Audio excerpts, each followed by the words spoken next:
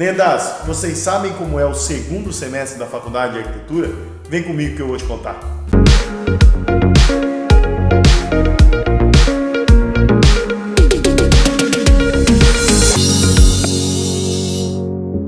Hoje é mais um vídeo do quadro Semestre a Semestre. Vamos passando pelo primeiro até o TFG, até o último dia do curso, para você entender como funciona a faculdade. Hoje a gente está no segundo semestre, é um semestre assim muito importante, é um momento que as pessoas às vezes largam o curso. Então eu peço para que você mande esse vídeo para mais pessoas, dispare esse vídeo para seus amigos, porque isso vai ajudar todo mundo aí que está às vezes passando por um momento difícil na faculdade, um momento de indecisão. Às vezes a pessoa precisa ouvir isso que eu estou passando para vocês, porque isso vai mudar talvez a uma decisão que ela vai tomar. Então mande esse vídeo, dispare esse conteúdo, ajude o canal a crescer e a gente vai se ajudando aí, todos aprendendo juntos, como eu sempre falo, tá bom? Então, lendas, o segundo semestre é aquele momento de indecisão. Muitas pessoas desistem do curso nesse momento. Então é um momento que você precisa ter paciência e calma. Tenha calma, porque o curso de arquitetura ele é um processo, como eu falei no primeiro vídeo, é um aprendizado contínuo, dia a dia, hora após hora, trabalho após trabalho, é uma vivência. Então você vai aprendendo aos poucos. E o segundo semestre ainda você não vai ter encontrado isso, porque você está sendo introduzido num mundo que você nunca viu.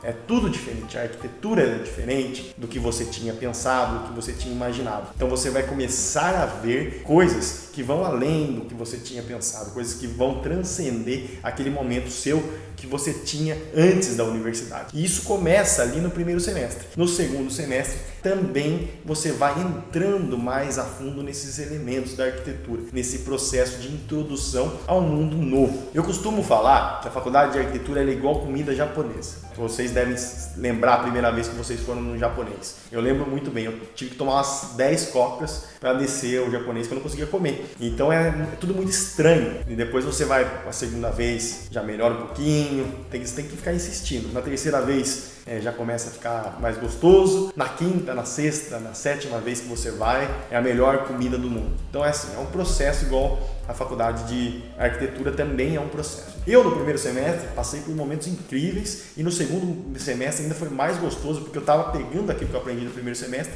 e trazendo para o segundo semestre. Então, para mim, foi um processo muito gostoso. Mas nesse segundo semestre, como eu falei, muitas pessoas da minha sala saíram e não deram a chance ao terceiro, ao quarto semestre, que você vai ver que no quarto, praticamente, é onde fica muito mais gostoso o curso. Você vai começar a viver aquilo. Você já deve ter acostumado a varar algumas noites no primeiro semestre. Isso vai ficar mais rotineiro no segundo, no terceiro. Então, no quinto, sexto semestre, você vai ver que isso é comum. E faça dessas noites que você fica sem dormir momentos de prazer, de conversa, de aprendizado com os seus amigos, porque isso vai fazer falta na sua vida. Lembro disso com muita paixão hoje em dia, porque era gostoso demais ficar na faculdade, varar a noite na faculdade, o pessoal ia comprar lanche, comprar coca, você pegava ali e ficava conversando, às vezes eram 1 ou 2 projetos que você tinha que fazer para entregar no dia seguinte, apesar de ser sofrido ali naqueles primeiros anos, primeiros semestres, depois você vai começar a ver que isso é um costume ali do pessoal. Hoje mesmo, até quando eu estou trabalhando, às vezes eu tenho que fazer uma entrega de um projeto importante, eu fico até altas horas trabalhando. Durante a faculdade isso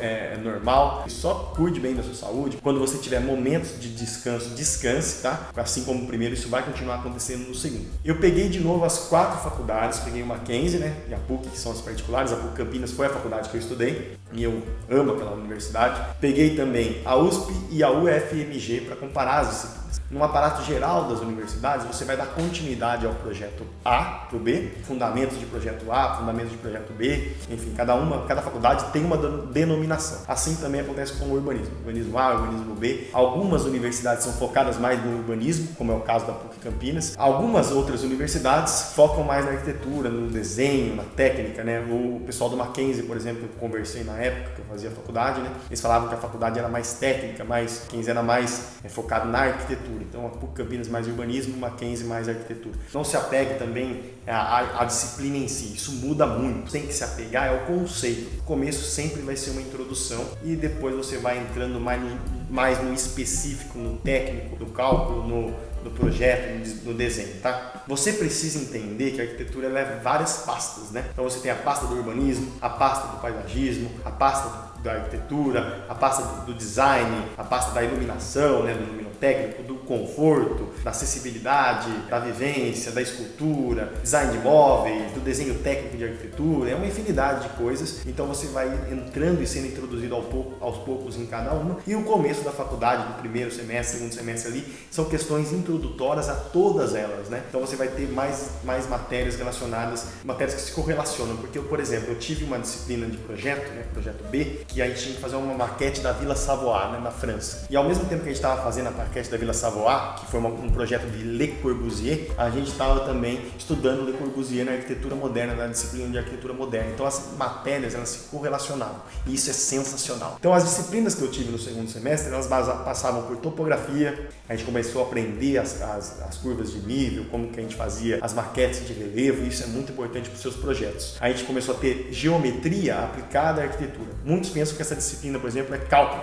é matemática, calcular viga, pilar, mas isso não. Geometria aplicada à arquitetura era uma disciplina que a gente fazia escultura, por exemplo. E finalizava a disciplina fazendo uma tenda miniatura, né, numa escala ali 1:100, pequenininha, e depois você vinha e fazia ela na escala real. Então foi a primeira vez que a gente tirava a maquete para o construtivo. E isso para mim foi genial. Então ali eu já comecei a ficar vislumbrado. Então você começa a tirar aquilo que você desenhou, aquilo que você fez uma maquetinha para o real. Isso também era feito em grupo. Topografia também feita em grupo. Aí projeto e urbanismo também era feito em grupo. E urbanismo, por exemplo, a gente foi visitar um bairro naquela época para desenvolver um trabalho de urbanismo neste bairro. As matérias introdutórias, a teoria, a história, elas continuam. Então a gente teve a arquitetura moderna, que a arquitetura moderna fala sobre Oscar Niemeyer, falava sobre Artigas, Gregory Warshawski, é isso mesmo, Gregory Warshawski, é difícil de falar, mas foi um grande arquiteto, Lúcio Costa, Mies van der Rohe, Le Corbusier. Então você já tinha um processo de aprendizado desses arquitetos e da arquitetura moderna, dos 5 pontos da arquitetura.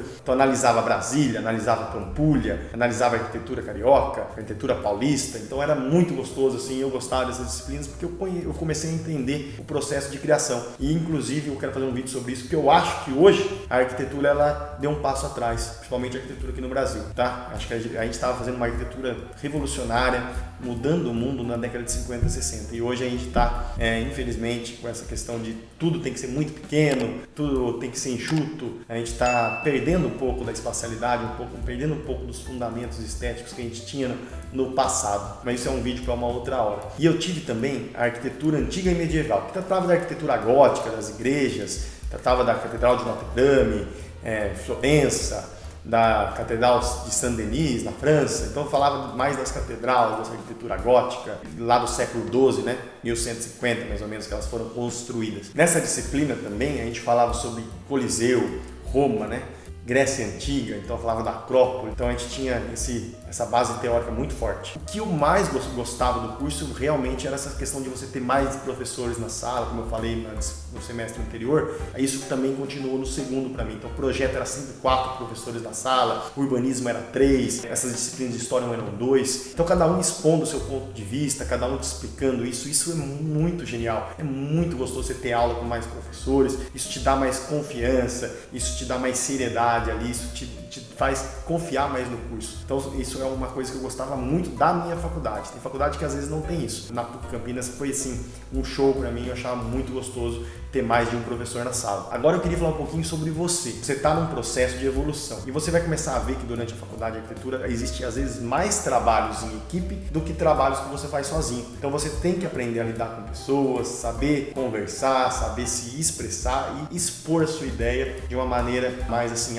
aceitável e não impositiva. Você não pode brigar com as pessoas ali. Isso é muito comum acontecer durante o curso, pessoas não se falarem. Por quê? Porque a arquitetura é uma constante divergência de ideias. E quando você trouxer as ideias em consenso, trouxer as ideias para a união de um projeto melhor, pensando num projeto melhor, tirando o ego de lado, tira o seu ego de lado, o projeto vai ser melhor e as coisas tendem a fluir melhor. Brigando, discutindo, as coisas não vão acontecer como você quer. Então trabalhe a sua mente para você trabalhar melhor em equipe. E uma dica que eu queria passar agora para fechar esse vídeo e você deslanchar nesse semestre e deslanchar na faculdade é você ter um arquiteto mentor agora. Então você já conhecer alguns professores, você está sendo introduzido a outros professores nesse segundo semestre e você vai ver que tem professores ali que você vai ter mais afinidade, professores que te ensinam coisas muito legais, professores que gostam de ensinar, professores que às vezes são muito criativos, professores que são muito técnicos.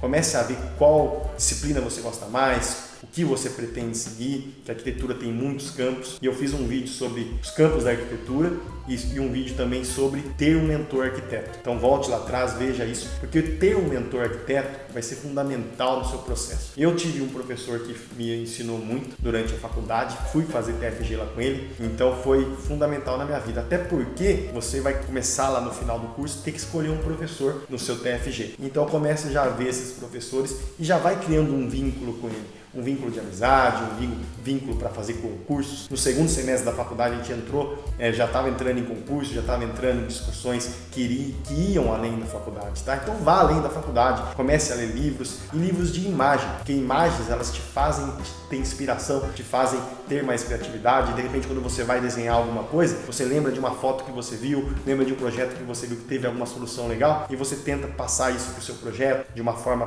pessoal e autoral, mas que você lembra daquela ideia, daquele conceito, e isso pode te ajudar a desenhar, a ter mais velocidade de projeto. Vá além da faculdade, comece a pesquisar livros e foque no seu mentor. Um professor mentor, um professor para te ajudar, para te orientar, vai fazer toda a diferença lá no seu futuro, no futuro da sua faculdade, no futuro da sua vida acadêmica, no futuro da sua vida profissional e no seu TFG. Porque o TFG ele vai ser um projeto seu, mas ele vai ser construído em 4 mãos, ou às vezes até ter um grupo no começo, porque a introdução do TFG é em grupo e depois você vai para o TFG individual.